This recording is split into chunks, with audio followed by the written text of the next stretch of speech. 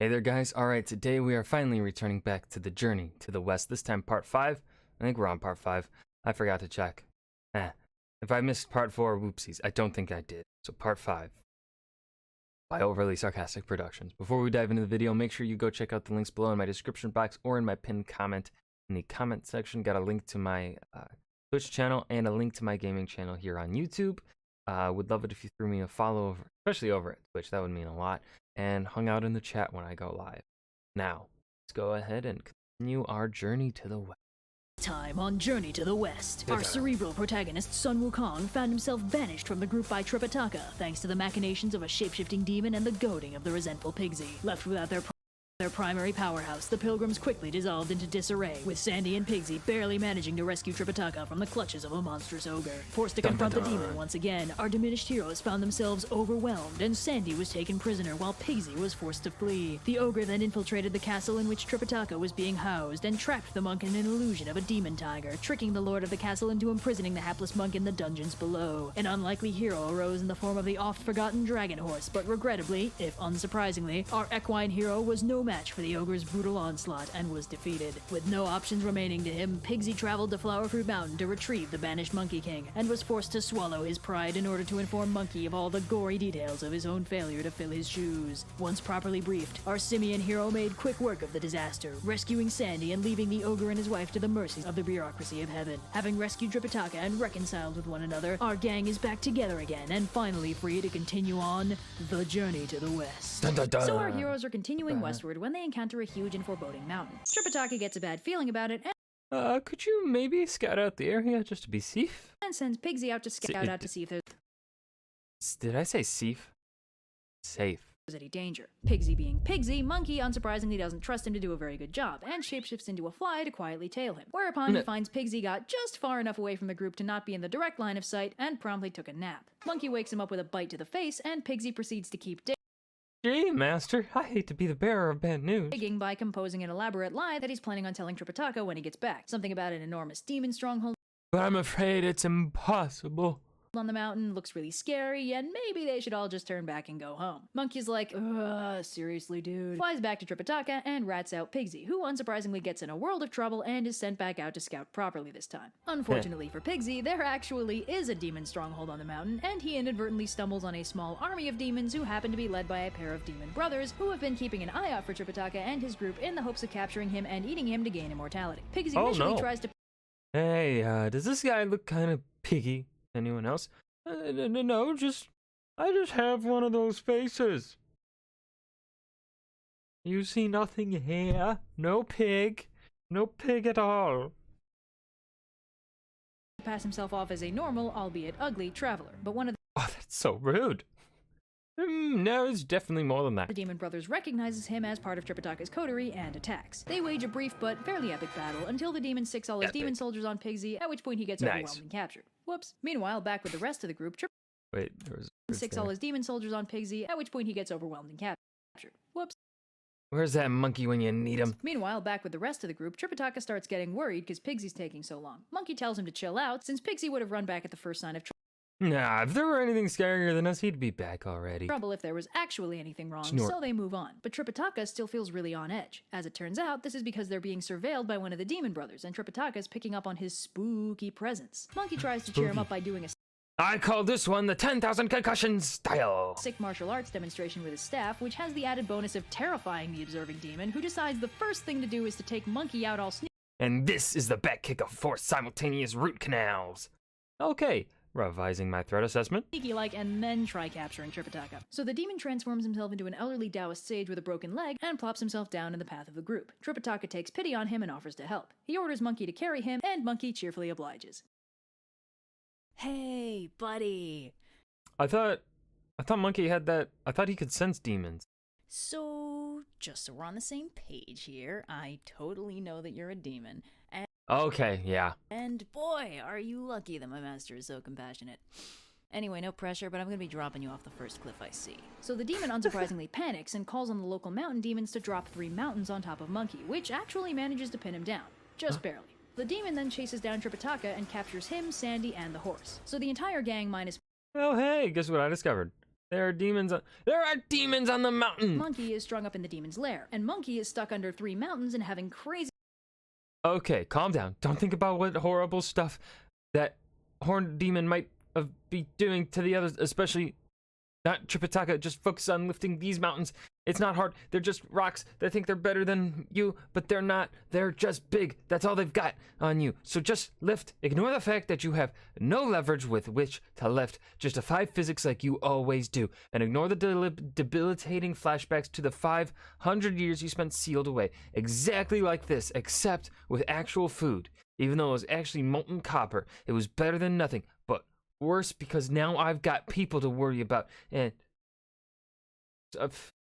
effectually, wow, I'm stuck here forever, and my nose is itchy. flashbacks to the last time a mountain got dropped on his head, so basically fun times for everybody. But soon enough, the local mountain gods recognize Monkey and freak out, freeing him as soon as possible and asking him to pretty please not kill them. Luckily for them, Monkey instead chooses to sublimate his aggression on 2 mook demons that happen to be heading their way. As it turns out, the demon brothers sent them over to finish him off. Monkey notices a strange light coming off of them, and when he asks the mountain gods about it, they say it's probably coming from a couple of the sacred treasures that the demon brothers have. Apparently they have 5 in total, each one quirkier and more powerful than the last. So Monkey spontaneously decides that Tripitaka can wait because he absolutely has to collect all 5 sacred treasures. So he turns himself into He's just like a gamer. a Taoist sage, flags down the demons, and asks them about their treasures. They explain that they've got a gourd and a vase, and conveniently they both work the same way. If the wielder calls someone's name and the person responds, they'll be sucked into the treasure and dissolved. Monkey's like, oh, wow, that sure sounds pretty cool.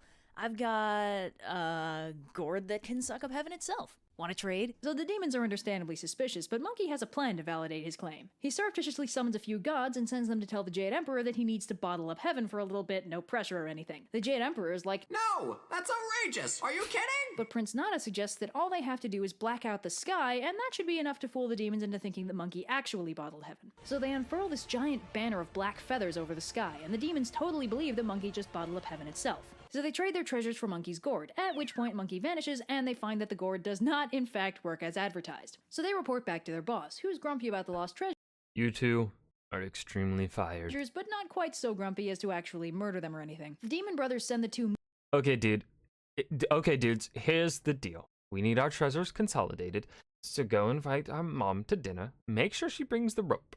mook demons to go and invite their mother to dinner, and to make sure to tell her to bring her sacred treasure, which is a golden rope. Monkey, having over The sacred golden rope, I think they got that. Just making sure, in case there's any protagonist listening nearby. heard that particular soundbite, decides to steal that treasure too, and ambushes the 2 demons en route, Yeah. kills them, then duplicates himself, and disguises both himself and the duplicate as the 2 mook demons. So the disguised Monkey goes and gets the demon's mother, absolutely hating the fact that he has to kowtow to her, but he cheers up significantly when he subsequently murders her and her sedan carriers. He then shapeshifts into her, duplicates himself a bunch, and turns them into his expanded coterie, and trundles back to the demon brothers' cave. The demons greet their mother, and when Monkey greets them in return, Pigsy, who we recall is strung up in the cave, recognizes him by his tail and starts laughing like crazy. The demons offer their mother Mother, would you like to sample the immortality-granting flesh of the holy monk?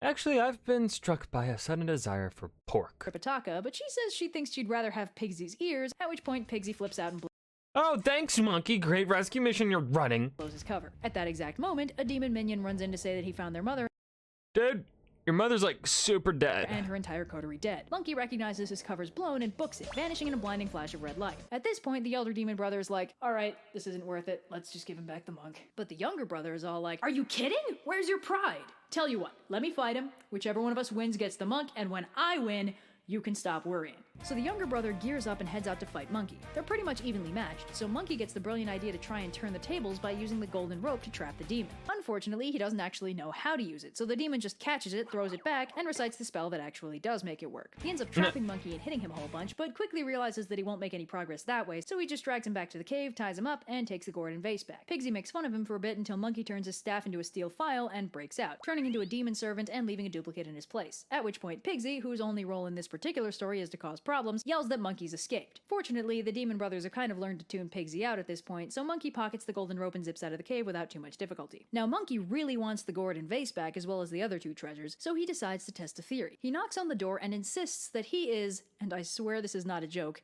Grimple's son, brother to Pilgrim's son, the Monkey King. Having given the demon brothers a fake name, he hopes the gourd won't suck him in when they call his name. But as it turns out, it does, which is a bit of a setback. Fortunately, Monkey remembers that one time Lao Tzu stuck him in a brazier for 49 days, and it couldn't render him down, so he's not really concerned about melting, he just needs to find a way out. So he goes all, "Oh, the humanity! My legs have totally melted!"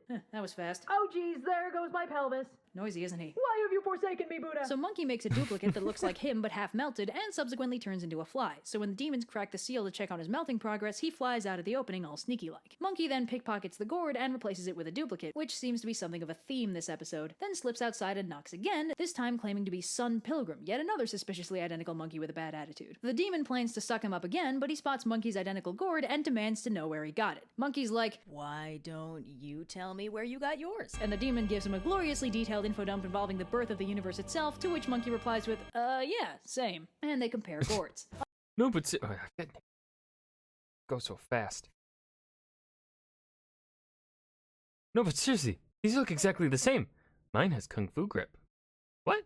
Unsurprisingly, Monkey's gourd actually functions while the demon's duplicate gourd doesn't. So Monkey sucks up the demon, who dissolves almost immediately on account of not being Monkey. So the elder demon learns of his brother's death and gets incredibly upset. And Pigsy casually mentions that all the monkeys that came to the door were obviously the same monkey. What are you, stupid? And the demon gets even angrier and orders his servants to steam it. So the elder demon gears up for battle with his brother's sword and the fifth treasure, which is a fan. He heads out to fight Monkey and, having learned from previous experience, immediately sicks his army on him, which Zurg rushes and actually causes Monkey some trouble until he makes a bunch of duplicates to fight the army. The elder demon gets surrounded and whips out the fan, which, as it turns out, shoots hellfire.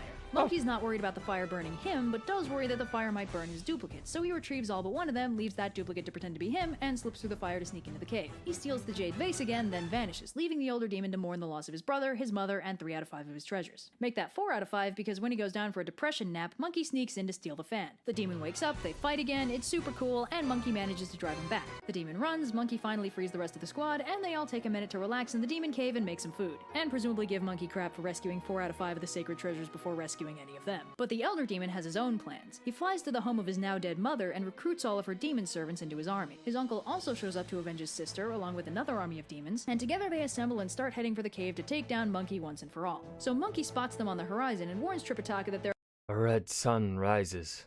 Blood has been spilled this night. about to have company. So he and Pigsy head out to guard the door, and You think of sharing? No!